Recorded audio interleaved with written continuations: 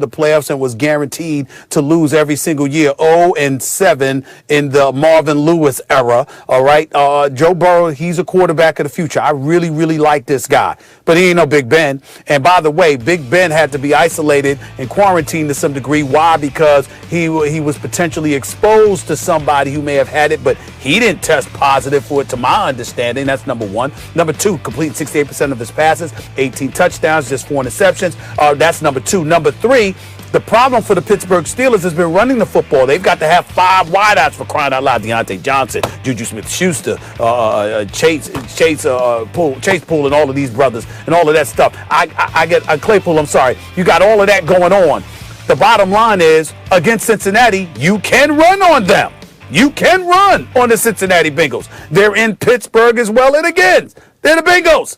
I expect the Steelers to show up and respond and put forth the better performance. I expect them to look in the mirror, recognizing how they stunk up the joint against the Dallas Cowboys, and that there was no way some dude making his first start should have given them the trouble that they gave them last week. I expect them to make amends for that subpar performance by treating a division team, a division nemesis like the Cincinnati Bengals, with the level of attention and fervor and focus that they deserve. And I expect the Steelers to go in there and handle their business and improve to 9-0 against a rookie quarterback in Joe Burrow, who I like a great deal. But damn it, he's still a rookie against one of his top 5 defenses in the National Football League. Steelers, handle your business. Period. There's every reason to think the Steelers win this game. Rookie quarterback, as you mentioned, a defense who can get after it in multiple ways. You can see Joe Burrow under pressure the whole game. And the Bengals only have 2 wins on the season, and the Steelers are highly motivated coming off that Cowboys performance. Stephen A., I don't think the Steelers are going undefeated this year. I think that's a 2-loss team. I think you lose one game that's like a 50-50 game, a game on your schedule where you look, you go, oh, that could go either way. Maybe the Ravens. And you lose one game you're supposed to win. Now, I also agree that there are certain things about this that avoid being a trap game. First of all, Mike Tomlin doesn't play that, you know. Secondly, they have worries about COVID and how many guys are actually going to be available, and they're preparing as though Roethlisberger's going to play. And thirdly, it's a divisional rival. But the game simply means much less to them than it does to the Bengals. This is a Bengals kind of playoff type game. You know, at a certain point, Joe Burrow, who looks like he is a future at least excellent NFL quarterback, and has already shown stuff that makes you go, I'd like to have that guy as a quarterback for my team right now. They have to start winning some games. They're a 2-win team. I think this may be one that they sneak by, especially depending on how many guys the Steelers are actually going to be missing on game time, come game time, because of COVID and because of their protocols. So I can't quite call it a trap game, but to me, it's like the next thing to it. You're supposed to beat this team. Let your guard down a little. You let your guard down a little bit. It is a divisional rival. And I agree with you that Joe Burrow is a special quarterback, but he has to start winning games. And this one, I have to believe, for Burrow in Cincinnati, has been starred for a while. I like the Bengals in the upset here by the skin of their teeth. I don't like it at all. And I think this is an opportunity for James Conner to show everybody that he's worthy of being the start running back in the National Football League. Look, I like the guy. I love his story. Love him as a human being. Obviously, he's a solid back.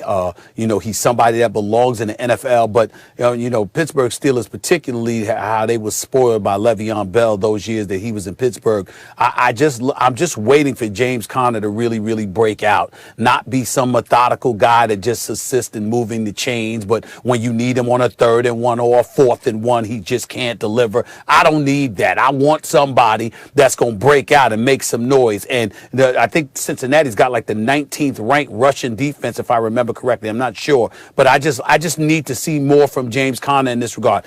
Big Ben, as long as he's in the lineup throwing the football, I'm not worried about the Steelers passing attack by any stretch of the imagination. I think they've got a multitude of weapons. The James Washingtons, the Juju Smith-Schusters, the Claypools of the world, the Deontay Johnson Johnsons of the world, Eric Ebron of the world. I mean, you've got a whole bunch of guys that's in their lineup that can do something. And I just see about 5 different weapons that you can throw the football to, and that is clearly when the Pittsburgh Steelers are most potent offensively. But this is an opportunity to really show that they got a running game, that they can run the damn football, and I think that they need to show it in this particular situation. And I'm going to assume that they're going to do that against the Cincinnati Bengals.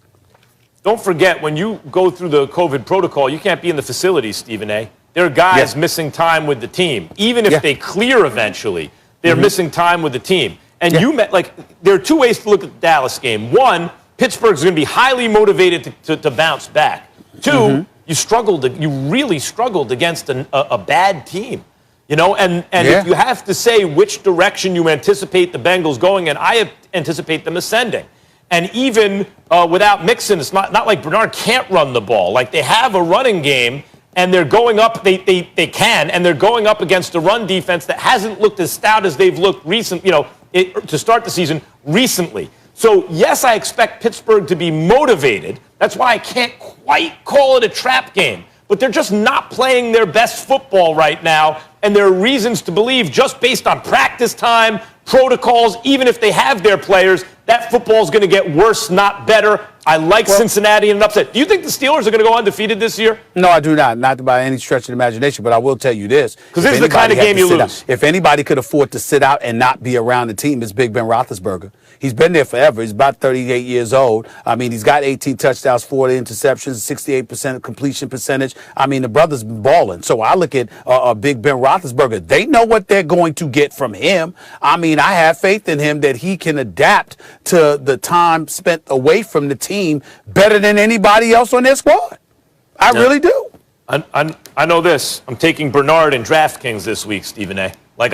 He's going to be on my daily fantasy team. Based on what I've seen from Pittsburgh recently and from him recently, I think Cincinnati will be able to get the run going. And I agree. Joe Mixon's their guy, and I think he's questionable for the game if I remember. Yeah, questionable. Right, questionable. I'm not anticipating him there. But I think Burrow, when you have a guy like that we all see, there's something special there. At a certain point in the season, you actually have to make the play to win the game.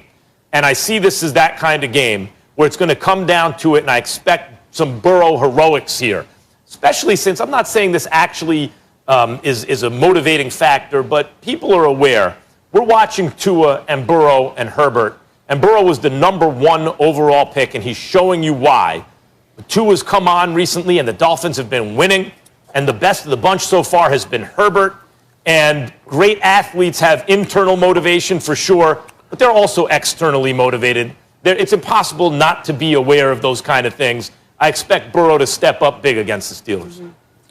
Well, we're going to have a Herbert Tua debate coming up later on First Take, but as for this discussion, Stephen A., you say no way an upset is happening. Max, you say by the skin of your teeth you think an upset's happening, but Joe Burrow...